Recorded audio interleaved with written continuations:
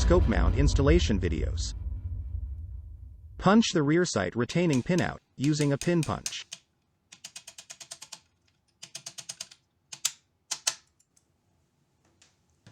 Remove the rear sight leaf and the rear sight spring.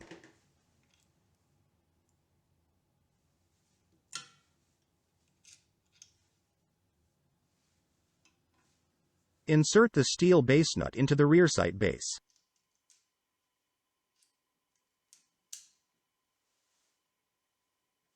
Align holes of the scope mount and the rear sight base.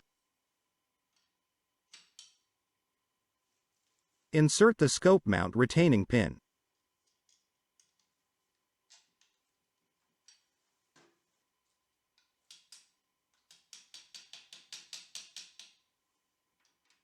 Follow the thread locker instructions, clean all threads and apply the thread locker to screws.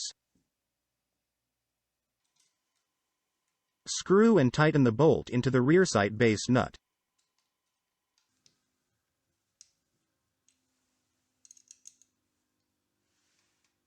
The installation is now complete.